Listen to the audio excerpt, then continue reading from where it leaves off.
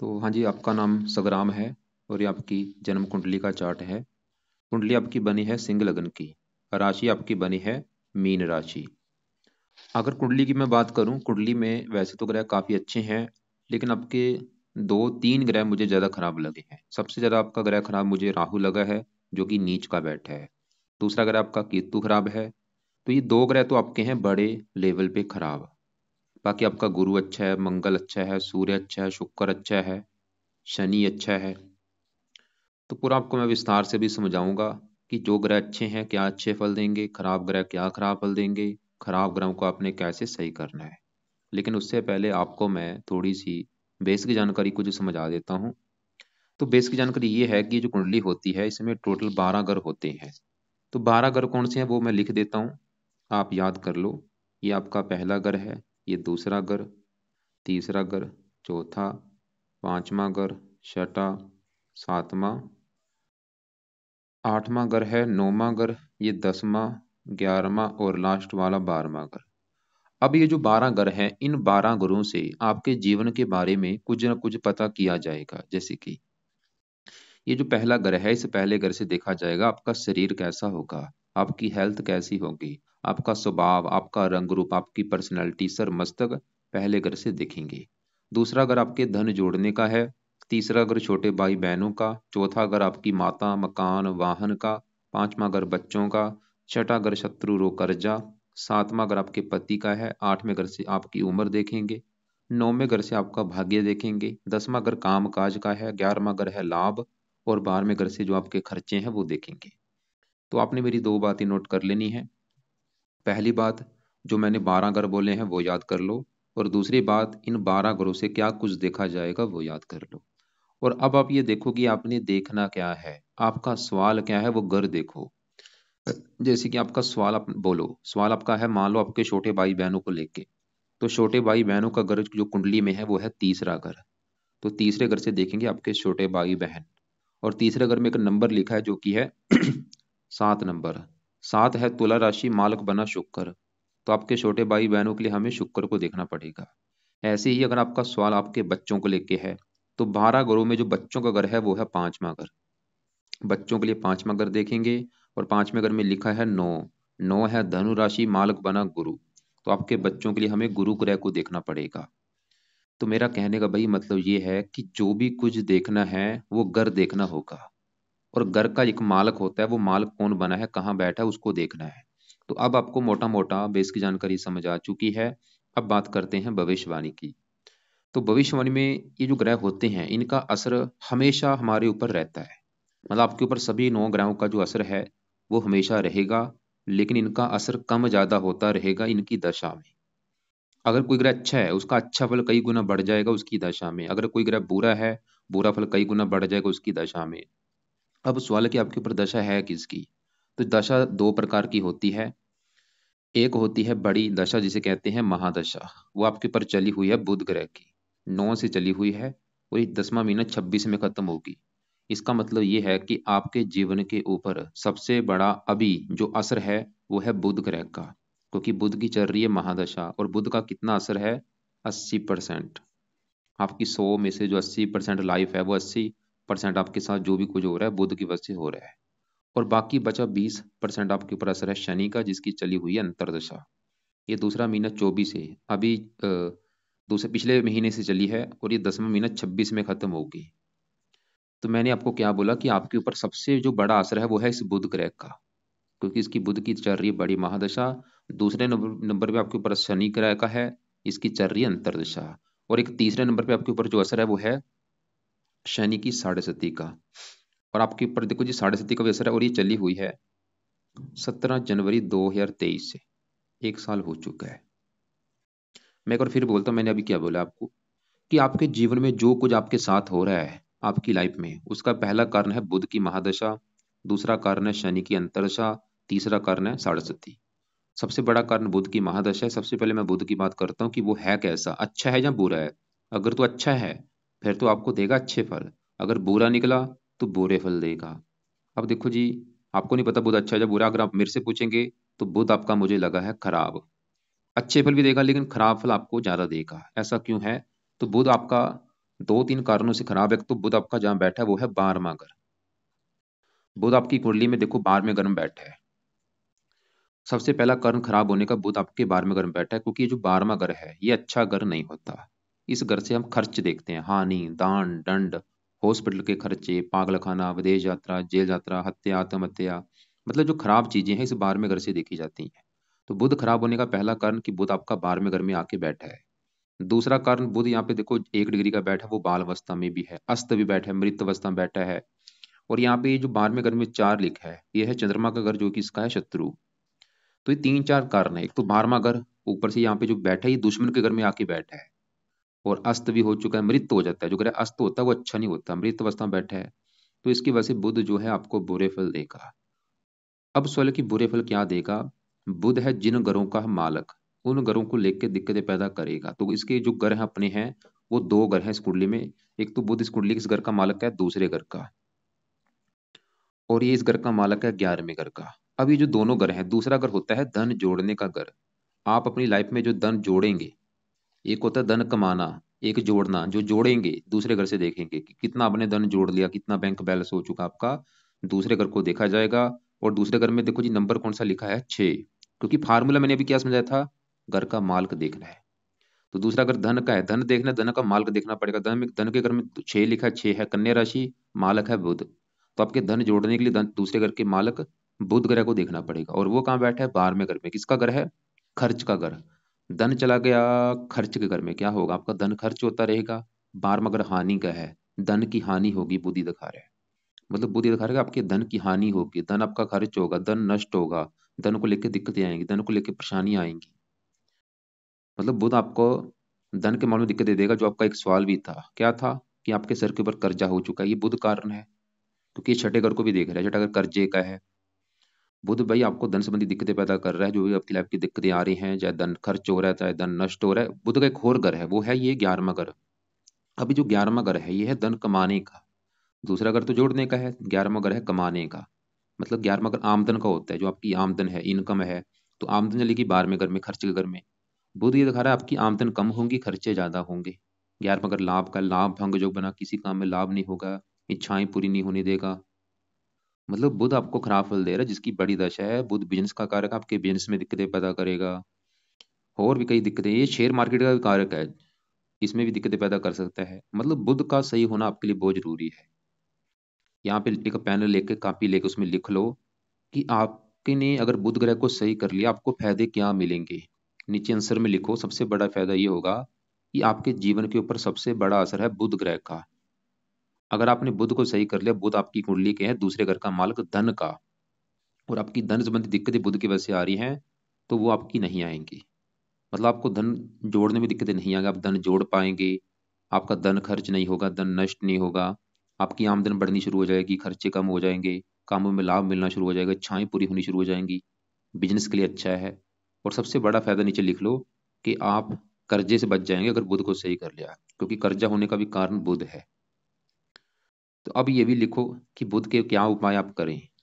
तो पहला जो उपाय बुध का आपने करना है वो है आप बुध का मंत्र जाप किया करो। और ये मंत्र चाहे एक माला करो, 2 करो, 3 करो, 4 करो, वो आपकी मर्जी है। कब तक करना है, जब तक है बुध की दशा, 10वां महीना 26 तक। ये मंत्र आपने करना ही करना है। ओम बुम बुद्धाय नमः, सुबह के टाइम करना है, बुधवार से स्टार्ट कर लेना संकल्प लेके। संकल्प कैसे लिया जाता है मैं आपको एक वीडियो से भेज दूंगा, संकल्प वाली, उसको देख लेना। दूसरा उपाय, बुध कवच का पाठ आपने पढ़ना है। और ये पाठ है 2 मिनट का पाठ। 2 मिनट में ये पाठ पढ़ लिया जाता है। तो इस पाठ को आपने पढ़ना है। अगर नहीं पढ़ना आता, ऑडियो लगा के सुन लिया करो। तीसरा उपाय, हाँ, आपने बुध स्रोत का पाठ पढ़ना है। ये भी 2 मिनट का पाठ। अब देखो यहाँ पे दो पाठ है, बुध कवच और स्रोत। ये दोनों पाठ आपने पढ़ने हैं, या इनकी ऑडियो लगा के सुन लिया करो। चाहे पढ़ लो, आपकी मर्जी, चाहे सुन लो, उतना ही फायदा है। और ये कब तक पढ़ने सुनने हैं, ये आपने लिख ली, जब तक आपकी धन संबंधी दिक्कतें दूर नहीं हो जाती, ये पढ़ते रहो, इनको मत छोड़ना। मतलब मंत्र तो छोड़ देना, जब दशा खत्म होगी 26 में, मंत्र चाहे छोड़ देना, लेकिन कवच स्रोत के पाठ मत छोड़ना। एक चौथा उपाय भी बता देता हूँ, अगर आपकी मर्जी है कर सकते हो। वो है आप हर बुधवार को बुध का व्रत रखा करो। जिस दिन बुधवार होता है उस दिन बुध देवता का आपने व्रत रखना है। व्रत में क्या करना है, दिन में खाली फल फ्रूट खाना, रात को एक टाइम भोजन आपने करना है। लेकिन अगर आपको लगता है कि मैंने कभी व्रत नहीं रखा, तो आपकी मर्जी, चाहे रहने देना, रख लोगे भाई, अच्छी बात है, क्योंकि ये बहुत बेस्ट उपाय है। और एक उपाय बता देता हूँ, वो है बुध के देवता हैं गणेश जी। आप गणेश जी की पूजा उपासना किया करो, गणेश जी के मंदिर जाया करो माथा टेकने, ये भी आप ऐड कर सकते हो। पहले 3 उपाय तो बहुत जरूरी हैं, बाकी दूसरे उपाय आपकी मर्जी है, वो भी वैसे अच्छे उपाय हैं, बेस्ट उपाय हैं। तो इन उपायों को अगर आपने शुरू कर दिया, आपकी भाई जो भी धन संबंधी दिक्कतें हैं, क्योंकि मेन देखो जी, मेन घरों का मालिक बुध है, क्योंकि आपको पता है कि लाइफ में सबसे जरूरी क्या है, पता है क्या है, धन है। तो धन का मालिक कौन है, बुध। और 11वें घर का मालिक है बुध। 11वां घर इच्छा पूर्ति का है, लाभ का है, आमदन का है, जो आपकी इनकम है उसका है, हजारों चीजों का कारक है, वाणी का कारक है, बुद्धि का कारक है, बिजनेस का कारक है। और बुध की बड़ी दशा भी है, वही आपका अस्त बैठा है, मृत बैठा है, दुश्मन के घर में बैठा है, बाहर में घर में बैठा है। तो कैसे भाई आपको धनी बनाएगा, इसको सही करो, तभी आप धनी बन पाएंगे, तभी आपका कर्जा उतरेगा। अब आगे बढ़ते हैं। आपके ऊपर जो असर है वो है शनि का भी, और ये पिछला 1 महीने से चली है दशा। और अभी ये दशा 10वां महीने 26 में खत्म होगी, 24 पूरा अभी 3 साल की पड़ी है दशा। तो सवाल है कि शनि की दशा जो चली है ये कैसी है। तो शनि आपका बैठा है यहाँ पे कुंडली के 7वें घर में। अब एक आपका सवाल था पत्नी को लेके, आपने खाली शादी लिख रखा है, भाई पूरा सवाल लिखना चाहिए कि शादी नहीं हो रही या शादी हो चुकी है, तभी किसी को पता चलेगा कि आपने क्या पूछा है। तो जहां तक मुझे लग रहा है आपका सवाल यही होगा कि आपने शादी के बारे में पूछा कि शादी कब होगी। 7वां घर है पत्नी का घर, कि आपकी पत्नी कैसी होगी, पत्नी का सुख है या नहीं, 7वें घर को देखना पड़ेगा। और क्योंकि फार्मूला है घर का मालिक देखना है, तो 7वें घर में नंबर है 11, जो कि है कुंभ राशि। और कुंभ राशि का मालिक कौन होता है, शनि होता है। तो आपकी पत्नी के लिए 7वें घर के मालिक शनि को देखना पड़ेगा, और वो कहाँ बैठा है, इसी घर में बैठा है, जो कि बहुत बड़ी अच्छी बात है। तो हमें आपकी पत्नी के लिए शनि को भी देखना पड़ेगा, इसके अलावा और ग्रह देखने पड़ेंगे, क्योंकि 7वें घर के ऊपर जिस ग्रह की दृष्टि है वो है मंगल की दृष्टि, मंगल को भी देखना पड़ेगा। और तीसरा ग्रह शुक्र है, शुक्र होता है पत्नी का कारक, शुक्र को भी देखना पड़ेगा। 3 ग्रहों को देख कर डिसाइड होगा आपकी पत्नी के बारे में। सबसे पहले मैं शनि की बात करता हूँ। तो शनि बैठा है 7वें घर में, वो अपने ही घर में बैठा है। आपको मैं एक एग्जाम्पल समझाता हूँ।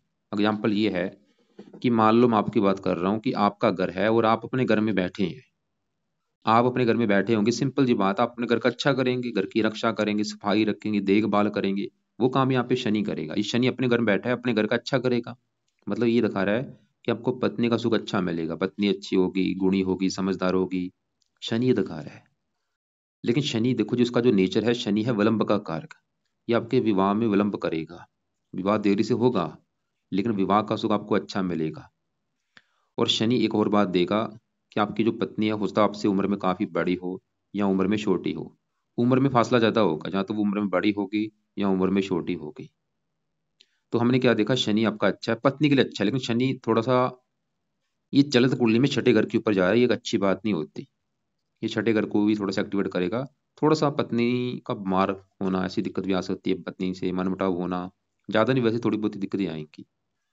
और अभी शनि की जो दशा चली है, ये वैसे मार्किश भी है, थोड़ा सा लगन को देखेगा, हेल्थ भी आपकी खराब करेगा। ये अभी जो दशा चली 1 महीने से, इसमें आपकी हेल्थ भी खराब होगी, हेल्थ को भी लेकर दिक्कतें आएंगी। थोड़ा सा भाग्य की भी हानि होगी, क्योंकि तीसरी दृष्टि से 9वें घर को देखा, नीच राशि है, भाग्य पूरी तरह से साथ नहीं देगा इस शनि की दशा में, क्योंकि ये मार्केश है इस कुंडली में। मतलब शनि की जो महादशा चली पिछले अंतर चली है, शनि सवाल की अच्छे जब बुरे देखो जी, शनि आपको रले मिले फल देगा। अच्छे फल क्या देगा, पत्नी के लिए अच्छा है ठीक है, लेकिन बुरे फल क्या देगा, भाग्य साथ पूरी तरह से नहीं देगा, हेल्थ खराब करेगा, और भी लाइफ में थोड़ा सा स्ट्रगल कराएगा, दिक्कतें परेशानियां रुकावटें पैदा करेगा। लेकिन अगर आप चाहते कि शनि की दशा बिल्कुल अच्छी जानी चाहिए, और जो आपका मैंने ये बोला था कि थोड़ा सा विवाह में देरी करेगा, अगर आप चाहते हैं विवाह में देरी नहीं होनी चाहिए, आपका विवाह जल्दी होना चाहिए, ऐसा क्या काम करना पड़े, तो शनि के आप उपाय करो। और शनि के उपाय अगर आप करेंगे, फायदे क्या होंगे इसके, मतलब जो अच्छे फल हैं वो बढ़ेंगे, और बुरे फल कम हो जाएंगे। बुरे फल जैसे मैंने बोला था, भाग्य की हानि नहीं होगी, आपकी हेल्थ खराब नहीं होगी, आप दुश्मनों से बचेंगे, कर्जे से बचेंगे, कई फायदे हैं। तो शनि के लिए अभी आपको मैं उपाय बताता हूँ, लेकिन उससे आप पहले हम आगे बढ़ते हैं। आपके ऊपर एक चल रही शनि की साढ़े सती, जो कि पिछला 1 साल हो चुका है। अब सवाल की साढ़े सती क्या होती है। साढ़े सती देखो जी, बंदे के ऊपर जब आती है, इसमें बंदे के जो कर्म होते हैं, उसके वो कर्म उसके आगे आते हैं। जैसे जो आपने कर्म किया, आपकी मैं बात कर रहा हूँ भाई, अभी तक आपने जो अच्छे कर्म किए हैं या बुरे कर्म किए हैं, उसको आपको फल मिलेगा साढ़े सती में।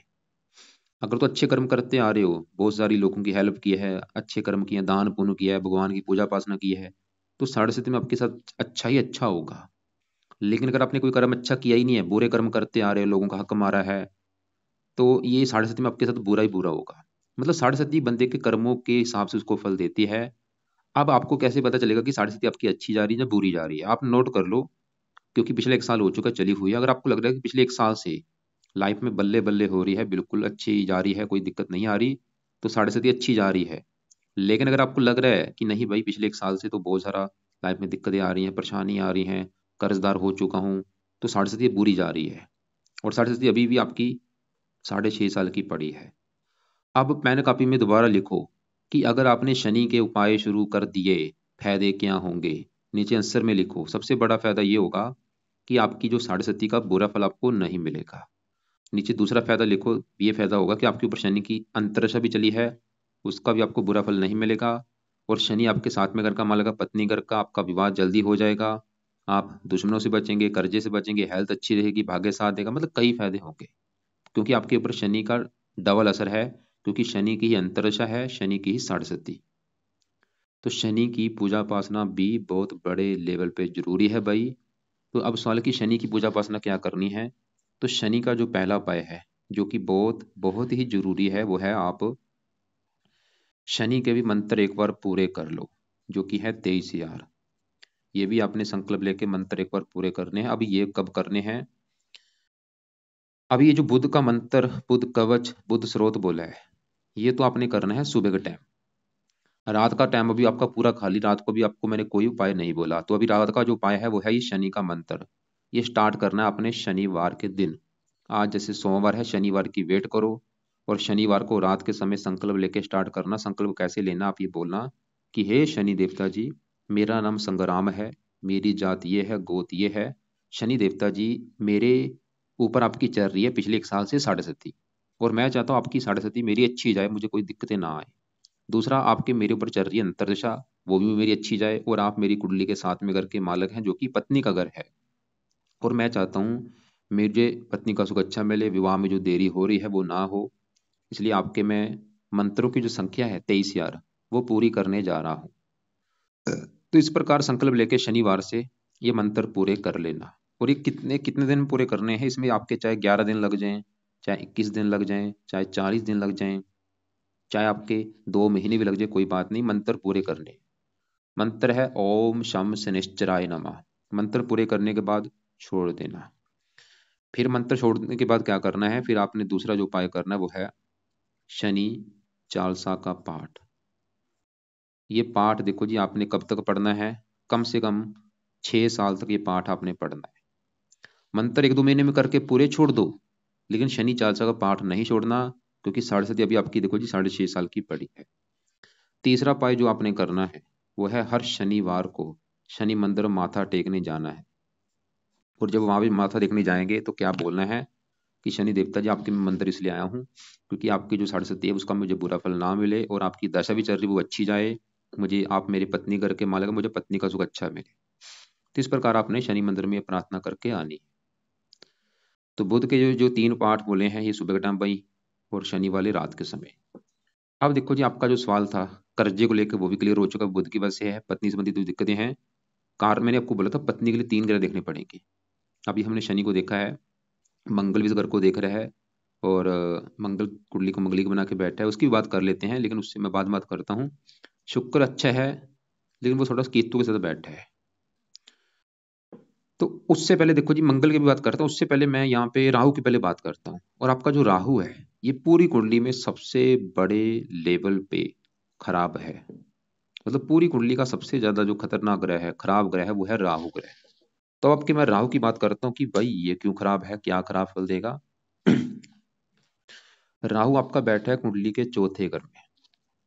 जैसे मैंने आपको अभी 12 घरों के बारे में बोला कि 12 घरों से कुछ ना कुछ देखा जाता है। ये जो चौथा घर है, इस घर से देखा जाएगा आपकी माता का सुख, आपके मकान का सुख, आपका वाहन कैसा होगा, भूमि जमीन जायदाद नौकर चाकर कैसे होंगे, आपकी आपका घरेलू सुख कैसा होगा, घर का माहौल कैसा होगा, घर की जरूरतें पूरी होंगी या नहीं, ये चीजें हम चौथे घर से देखेंगे। और फार्मूला है कि घर का मालक देखना है। तो चौथे घर में नंबर है 8, 8 है वृश्चिक राशि, मालक है मंगल। तो चौथे घर की चीजें हम मंगल से देखेंगे। और मंगल के अलावा चौथे घर में राहु बैठा है, राहु को भी देखेंगे। यानी कि दो ग्रह देख के डिसाइड होगा आपकी जो अभी मैंने चीजें बोली। क्या क्या बोला है? माता, मकान, वाहन, भूमि, जमीन, जायदाद। तो मंगल की मैं बाद में बात करता हूँ, पहले मैं चौथे घर में बैठे राहु की बात करता हूँ। तो राहु आपका चौथे घर में जो बैठा है, सवाल है कि राहु खराब क्यों है? क्यों मैंने बोला है खराब है? तो खराब होने के हैं दो कारण। पहला कारण, राहु चौथे घर में जहाँ बैठा है वो यहाँ पे जिस राशि में बैठा है, ये जो 8 लिखा है ये है वृश्चिक राशि, जो कि राहु की है नीच राशि। और वृश्चिक राशि में जब राहु नीच का होता है तो नीच, देखो जी, नीच के ग्रह अच्छे नहीं होते। जैसे शनि क्यों अच्छा है? क्योंकि वो अपने घर में बैठा है। ऐसे ही ग्रहों के अगर ये दुश्मन के घर में बैठे अच्छे नहीं होते, दोस्त के घर में बैठे फिर भी अच्छे हैं। और सबसे ज्यादा खराब तब होते हैं जब ये नीच के बैठे हैं। तो राहु क्यों खराब है? क्योंकि चौथे घर में वो नीच का बैठा है। तो राहु दूसरा कारण खराब होने का, ये वैसे चौथे घर में अच्छा नहीं होता। जैसे आपको मैंने बोला राहु चौथे घर में एक तो इसलिए खराब है, ऊपर से नीच का बैठा है। अब आपको मैं एक फिर एग्जाम्पल समझाता हूँ। आपका घर है, मैं आपकी बात कर रहा हूँ।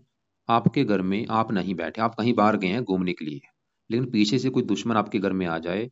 तो दुश्मन आपके घर में अगर आया होगा वो घर का नुकसान कर देगा। घर में जो भी सामान घर का पड़ा है, टीवी फ्रिज तोड़ देगा, घर का सत्यानाश कर देगा। वो काम यहाँ पे राहु करेगा। मतलब राहु इस चौथे घर में चौथे घर की बुरी तरह से हानि कर देगा, चौथे घर का नुकसान कर देगा, चौथे घर का सत्यानाश कर रहा है। अब देखो जी, राहु आपको ये समझ आ चुका कि खराब क्यों है। अब सवाल है कि खराब फल क्या देगा। तो चौथा घर किसका है? माता का। तो राहु क्या करेगा? आपकी माता के सुख में कमी कर देगा। अब देखो जी, कमी क्या करेगा ये मुझे पता नहीं, लेकिन जहाँ तो माता बीमार कर देगा, या माता से कम बनेगी, या माता की लाइफ में कोई कष्ट आएगा, या माता को लेके कोई, मतलब माता की उम्र कम कर सकता है, मतलब कोई कोई दिक्कतें करेगा माता को लेके। चौथा अगर मकान का है, आपको मकान संबंधी दिक्कतें पैदा कर सकता है, जहाँ तो आपके पास खुद का कोई मकान होगा नहीं। या मकान आपने ले भी लिया, चलो मान लो, तो मकान को लेकर दिक्कतें आएंगी। जहाँ तो मकान में अ, मकान को लेकर कोई विवाद होगा, मकान को लेकर कोई हो सकता है कि मकान में चोरी हो जाए, मकान की दीवार गिर जाए, मकान में आग लग जाए, मकान में वास्तु दोष होगा। मतलब आपका जो मकान है, जो घर है, हाउस, उसको लेकर दिक्कतें आएंगी इस राहु की वजह से। चौथा घर है भूमि, जमीन, जायदाद का, इनको भी लेकर दिक्कतें पैदा कर देगा कोई ना कोई। नौकर चाकर का, उनको लेकर दिक्कतें, घर में कलेश होगा, घर की जरूरतों को लेकर दिक्कतें आएंगी। और राहु सबसे बड़ी बात यह है कि राहु एक शर्त यहाँ पे लगा के बैठा है। वो शर्त ये है कि चौथा घर होता है जन्मभूमि का। तो राहु ये दिखा रहा है कि अगर आप अपनी जन्मभूमि से दूर जाएंगे, जो कि आपको जाना पड़ेगा, ये ऐसी कंडीशन बना देगा आपको अपनी जन्मभूमि छोड़नी पड़ेगी। तो जन्मभूमि छोड़ के कहीं दूसरी जगह जाएंगे, वहां पे फायदा हो जाएगा आपको, वहां पे मकान वान का सुख मिलेगा जन्मभूमि से दूर जाके। लेकिन अगर जन्मभूमि पे रहेंगे, वहां पे दिक्कतें पैदा करेगा ये राहु। तो राहु की जब भी कभी दशा आपकी चलेगी, वो समय आपका बुरा समय होगा। जब भी इसकी कभी दशा आ जाएगी आपकी, सबसे बुरा समय आपका होगा वो। राहु की 5वीं दृष्टि यहाँ पे है 8वें घर के ऊपर, 10वीं यहाँ पे पड़ेगी, कामकाज में दिक्कतें। इसकी दृष्टियां भी खराब है, मतलब इसका सही होना आपके लिए बहुत जरूरी है। अब फिर लिख लो पेन कापी से, उसी में लिखना है भाई। ये मत सोचना कि वैसे ही मैं बातें बना रहा हूँ, लिख लेना सच में, ताकि आपको क्लियर पता चल जाए कि हो क्या रहा है। वहां पे लिख लो कि अगर आपने राहु को सही कर लिया, फायदे क्या होंगे। सबसे बड़ा फायदा नीचे ये लिख लो कि आपकी माता का सुख अच्छा रहेगा, मकान का सुख अच्छा हो जाएगा आपकी लाइफ में। अगर मकान नहीं है, मकान का सुख मिल जाएगा, वाहन का सुख मिल जाएगा, भूमि जमीन जायदाद, इन चीजों का सुख मिलेगा। आपका एक सवाल भी था प्रॉपर्टी को लेके। अगर आप चाहती कि आपका खुद का घर हो, प्रॉपर्टी हो, इसको सही करो, तभी प्रॉपर्टी का सुख मिलेगा। और भी कई लाइफ के हजारों फायदे होंगे। तो इसके लिए क्या उपाय हैं? 3 उपाय बताता हूँ। पहला उपाय, रात के समय राहु कवच का पाठ पढ़ा करो। 2 मिनट का पाठ है, चाहे पढ़ लिया करो, चाहे सुन लिया करो। दूसरा उपाय, राहु स्रोत का पाठ पढ़ा करो। अब देखो जी, 2 पाठ है, चाहे दोनों पढ़ लो, चाहे दोनों में खाली कवच का पाठ तो जरूर आपने पढ़ना है।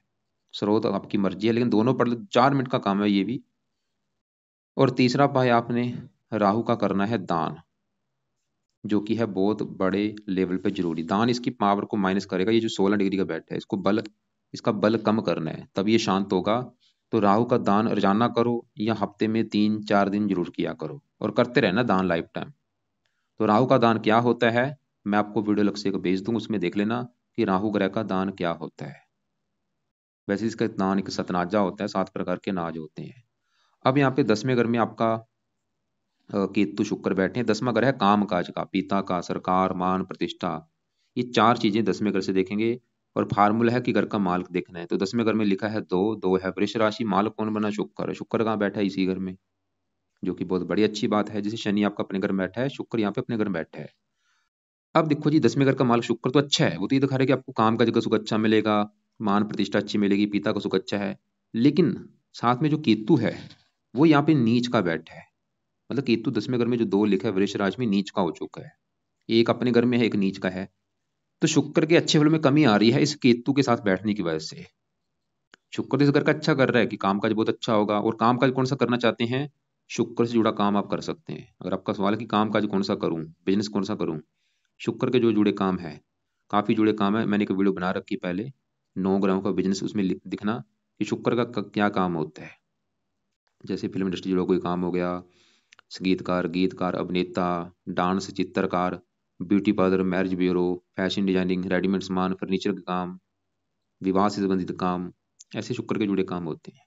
और यहाँ पे वैसे केतु को सही करो तभी आपका काम काज चलेगा। केतु 10वें घर की हानि कर रहा है। जैसे राहु आपका चौथे घर को खराब कर रहा है, और आपको मैंने पहले बोला था 2 ग्रह खराब है, केतु 10वें घर को खराब कर रहा है कि काम काज में दिक्कतें आती रहेंगी, पिता संबंधी दिक्कतें, सरकारी कामों में दिक्कतें। तो केतु के भी 2 आप उपाय करो। पहला उपाय, केतु कवच का पाठ रात को पढ़ लिया करो, चाहे इसको सुन लिया करो। और केतु का दान भी किया करो, कुत्तों को रोटी डाल दिया करो। अब आपको मैंने राहु के 2 पाठ बोले हैं, राहु कवच और राहु स्रोत। स्रोत चाहे रहने दो क्योंकि ज्यादा हो जाएंगे, आपको फिर दिक्कत ना आए। तो राहु कवच और केतु कवच, ये 2 पाठ रात को पढ़ लिया करो। और दोनों के दान और जाना करने हैं। राहु का दान सतनाजा होता है, केतु का दान है कुत्तों को रोटी डालना। इसके अलावा राहु के लिए आप शिव जी की पूजा उपासना भी कर सकते हैं, शिवलिंग पर जल चढ़ाया करो, वो भी आप किया करो। बाकी देखो जी, आपका सूर्य बड़े लेवल पे अच्छा है, मंगल, गुरु, इनकी बात करते हैं। पहले मैंने बोला था ये चौथे घर में जो राहु है, राहु चौथे घर की हानि कर रहा है। और आपको मैंने बोला था चौथे घर के मालिक मंगल को भी देखना पड़ेगा आपकी माता, मकान, वाहन के लिए। और आपका जो मंगल है वो बैठा है यहाँ पे पहले घर में। और पहले घर में जो 5 लिखा है सिंह राशि, सूर्य घर में बैठा है, मित्र राशि है। मंगल आपकी कुंडली किस घर का भी मालिक है? 9वें घर का, भाग्य घर का। मंगल फिलहाल आपका अच्छा है, क्योंकि भाग्य के लिए 9वें घर के मालिक मंगल को देखना पड़ेगा। और मंगल चौथे घर का भी मालिक है, बैठा है पहले घर में। मंगल की देखो जी 3 दृष्टियां होती है। यहाँ से बैठा बैठा चौथी दृष्टि से अपने घर को देख रहा है। ये अपने घर को, अपने जैसे राहु इस घर की हानि कर रहा है, लेकिन मंगल फिर भी अपने घर को देख रहा है। वो फिर भी अपने घर का अच्छा करेगा। मतलब मंगल फिर भी दिखा रहा है कि आपको लाइफ में मकान वान का सुख मिल ही जाएगा। ठीक है, राहु की वजह से दिक्कतें आएगी, लेकिन फिर भी मंगल आपको मकान वान का सुख दे देगा लाइफ में। और आपको भाग्यशाली भी बनाएगा, और आपको साहसी बनाएगा, पराक्रमी बनाएगा, समझदार बनाएगा। लेकिन राहु एक बुरा फल ये दे रहा है कि इसकी 7वीं दृष्टि पड़ रही है पत्नी घर के ऊपर। ये कुंडली आपकी मंगलिक बना के बैठा है। इसकी वजह से आपके साथ 2 चीजें होंगी। कुंडली मंगलिक बनने की वजह से 2 चीजें ये होंगी, एक तो आपका विवाह देरी से कराएगा, दूसरा विवाह अगर हो भी जाता है तो पत्नी से मनमुटाव भी आपका होगा। बाकी अच्छे बल भी दे रहा है, इसको बुरा मत समझना, क्योंकि मैंने क्या बोला, अच्छे बल भी दे रहा है। अच्छे बल क्या देगा? मकान वन का सुख अच्छा है, साहसी, पराक्रमी, बुद्धिमान, भाग्यशाली बना देगा, उम्र के लिए अच्छा है। बस पत्नी को थोड़ा सा खराब करेगा। तो इसके लिए आप क्या कर सकते हैं? मंगल दोष जो बना है, इसके लिए आप मंगलवार को हनुमान जी के मंदिर माथा टेकने जाया करो। और वहां पे जब जाएंगे, हनुमान चालीसा वहां पे पढ़ सकते हैं बैठ के, या हनुमान चालीसा रोजाना भी आप पढ़ सकते हैं। बाकी यहाँ पे दूसरे घर में गुरु बैठा है। गुरु से 5वें घर का मालिक है संतान के घर का। संतान चलेगी धन के घर में। संतान होने के बाद भी आपकी लाइफ में धन आना शुरू हो जाएगा, और आपकी संतान भी धनी होगी, उससे भी आपको धन मिलेगा। गुरु ये दिखा रहा है। गुरु के साथ में दृष्टि पड़ेगी 8वें घर के ऊपर। यहाँ पे इसकी ये भी अपनी राशि उम्र के लिए अच्छा है, उम्र लंबी कर देगा। अब पहले घर में जो 5 लिखा है मालिक सूर्य है, वो 11वें घर में, वो बड़े लेवल पे अच्छा है सूर्य आपका। सूर्य दिखा रहा है आपको आपकी हेल्थ अच्छी, स्वभाव अच्छा, रंग रूप अच्छा, पर्सनैलिटी अच्छी, आपको इच्छाएं आपकी पूरी करेगा, साहसी बनाएगा, और आपको अमीर भी बनाएगा। तो ग्रह देखो जी, आपके दूसरे जो ग्रह अच्छे हैं उनको मैंने ज़्यादा कवर नहीं किया क्योंकि वीडियो लंबी हो रही है। लेकिन जो मैं एक बार रिपीट करता हूँ कि आपने क्या करना है। सबसे पहले तो बुध के उपाय करो, जिसका बड़ा असर है। बुध के उपाय आपको मैंने सभी बता दिए हैं, सुबह के टाइम किया करो। और रात के समय शनि के उपाय जो मैंने बोला वो करने हैं। और रात के समय ही राहु कवच और राहु केतु कवच, ये 2 पाठ पढ़ने हैं। राहु केतु का दान रोजाना करो। दान की वीडियो राहु वाली आपको मैं भेजूंगा, उसको देख लेना। बाकी गुरु के पाए कुछ नहीं करने, मंगल के कुछ नहीं करने। खाली मंगल दोष के लिए मैंने बोला हनुमान चालीसा या हनुमान जी के मंदिर जाया करो। सूर्य का कुछ नहीं करना, शुक्र का रहने दो। चंद्रमा आपका 8वें घर में, लेकिन चलित में थोड़ा सा ये भी 7वें घर के ऊपर है। तो बाकी आप ऐसे करना। फिर भी आपके जो सवाल है, आपको जो बात समझ ना लगी हो, कल दोपहर 1-2 के बीच में मुझे कॉल कर लेना, चाहे आज कर लेना, वैसे कल कर लेना। या शाम 6-7 के बीच में कॉल करके पूछ लेना। इसके अलावा कुछ अलग से वीडियो भेजूंगा, उनको भी एक बार देख लेना। फालतू में कोई रत्न आपने धारण नहीं करना, करना है सिर्फ पाठ पूजा करना है। सूर्य का वैसे रत्न आप मान के धारण कर सकते हो।